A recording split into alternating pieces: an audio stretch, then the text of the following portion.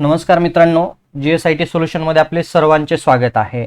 मित्रांनो बघा, महाराष्ट्र शासनाची सगळ्यात मोठी 416 पदांसाठीची आयुक्त आदिवासी विभाग महाराष्ट्र राज्य नाशिक यासाठीची भरती आलेली होती आणि याच्यामध्ये मित्रांनो चेंजेस करण्यात आलेले आहेत।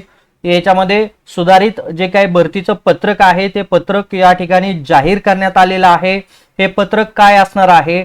ज्या विद्यार्थी मित्रांना आयुक्त आदिवासी विभागामध्ये जॉब करण्याची इच्छा आहे त्यांच्यासाठी ही अतिशय चांगली बातमी आहे। त्यासाठी मित्रांनो व्हिडिओ विदाउट स्किप करता शेवटपर्यंत पाहायचा आहे आणि सगळ्यात महत्त्वाचं म्हणजे तुम्ही अजूनपर्यंत आपल्या चॅनलला लाईक, सबस्क्राइब आणि शेअर केलं नसेल तर प्लीज आपल्या चॅनलला लाईक करा, सबस्क्राइब करा आणि सगळ्यात महत्त्वाचं म्हणजे बेल आयकॉनचं बटन आहे ते दाबायला विसरू नका, कारण ही ज्या काही शासनाच्या विविध भरती येतात या भरतीची तयारी फ्री ऑफ कॉस्ट मध्ये आपल्या चॅनलच्या माध्यमातून करून घेतली जाते। त्यासाठी चॅनलला लाईक करायचं आहे।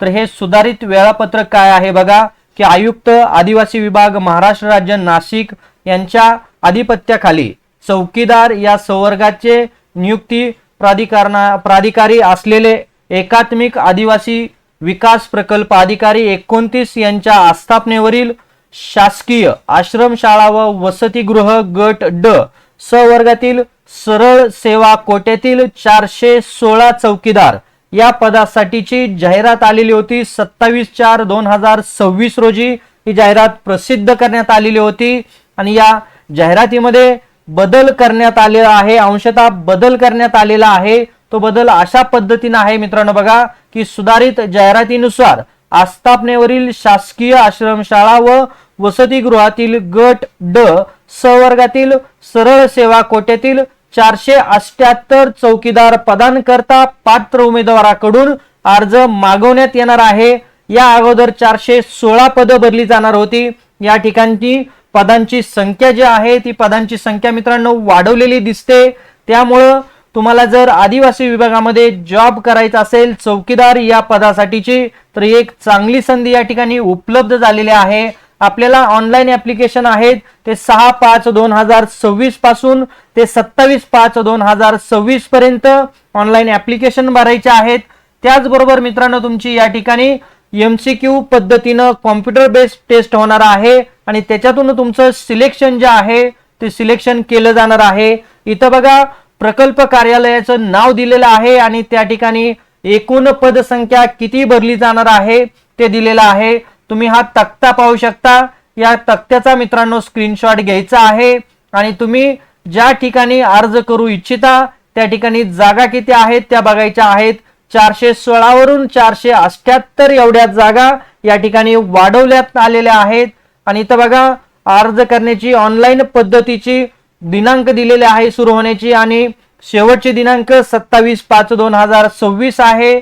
तोपर्यंत आपल्याला मित्रांनो 6 तारखेपासून ते 27 तारखेपर्यंत ऑनलाइन ऍप्लिकेशन भरता येणार आहे। त्याचबरोबर परीक्षा फी देखील ऑनलाइन पद्धतीनेच भरायची आहे। 27 एप्रिल 2026 रोजी प्रसिद्ध झालेल्या जाहिरातीच्या अनुषंगाने ऑनलाइन पद्धतीने जर तुम्ही परिपूर्ण अर्ज सादर केलेला असेल तर तुम्हाला त्या ठिकाणी नव्याने अर्ज करण्याची आवश्यकता नाही, हे देखील लक्षात घ्या। मित्रांनो तुम्ही जर 27 तारखेला जी काही जाहिरात प्रसिद्ध झालेली होती आणि 6 तारखेनंतर जर तुम्ही त्या ठिकाणी अर्ज भरले असतील तर तुम्हाला पुन्हा नवीन अर्ज करण्याची या ठिकाणी अजिबात गरज नाही, हे लक्षात घ्या।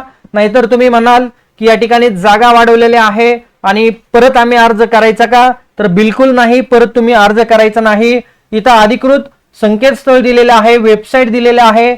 या वेबसाईट वरती जाऊन तुम्हाला जे काही विद्यार्थी राहिलेले आहेत अर्ज करायचे त्यांनी अर्ज करायचे, ज्यांनी यापूर्वी केलेले आहेत त्यांनी करायचे नाहीत, ही मी पुन्हा सांगतो आहे मित्रांनो।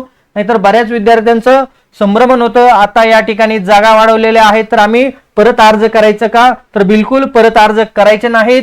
तर मित्रांनो बघा या भरतीची तयारी जी आहे ती फ्री ऑफ कॉस्ट मध्ये आपल्या चॅनलच्या माध्यमातून करून घेतली जाते।